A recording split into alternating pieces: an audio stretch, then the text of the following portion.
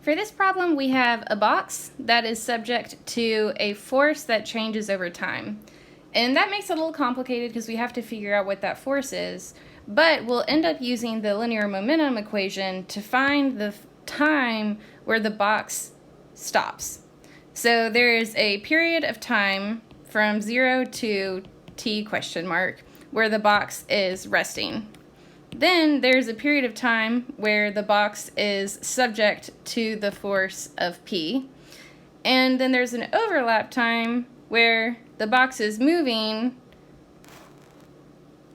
but there's part of that time where the force is equal to 0, and that's going to be in this period here, where it's moving, but there's no external force. Sorry, that's here, where it's moving, but there's no external force being applied. And then there is a final position where the box is once again resting. And that is here at t final, where v final equals 0. So we have to figure out what this is, because during this period, there's the external force P, and during this period, there's the external force of the friction. So let us get started. First, we need to solve for the normal force, and we can do that by summing the forces in the y direction, because we know that it's moving along the ground. So in the y direction, it is static, and that is n minus mg equals 0. So n equals mg, and that's no surprise, but I wanted to work it out anyways because I wanted to remind you that we do have an acceleration there, but our acceleration is just 0. An interesting thing about this graph is that we can find the slope of the graph, which is 50, based on this 150 here and the time equals 3 seconds. And for that reason, we know that the force is that linear equation where it is plus 0 since the intercept is 0, 0. So our force P is equal to that slope m, which is 50. So P equals 50 times t.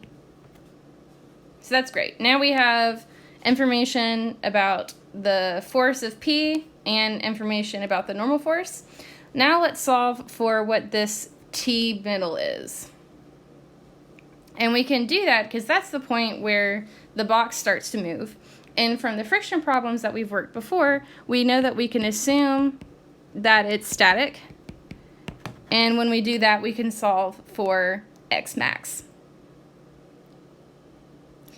So P equals mu of s n, which is mu of s mg.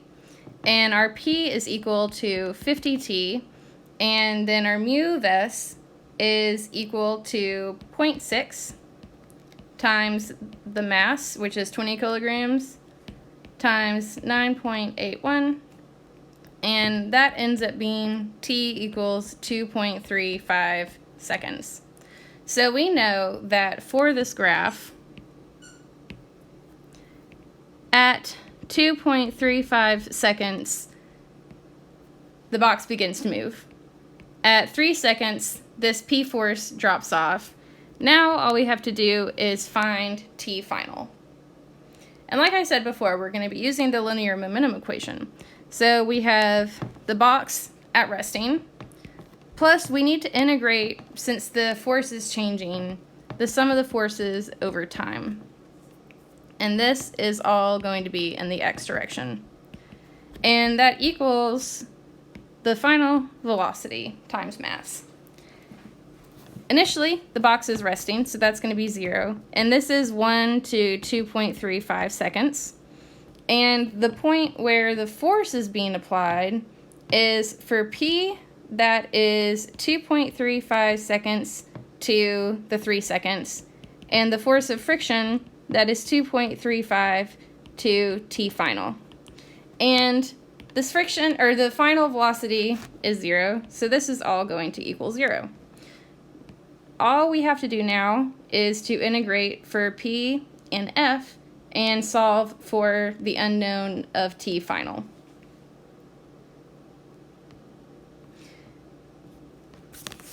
So let's go ahead and do that now.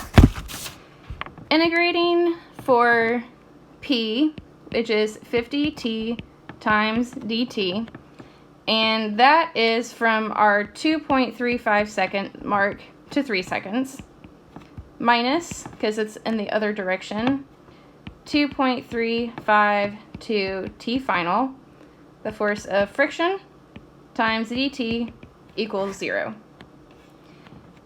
And to integrate this, we get 1/2 of 50 times t squared minus 1/2 of 2.35 to 3.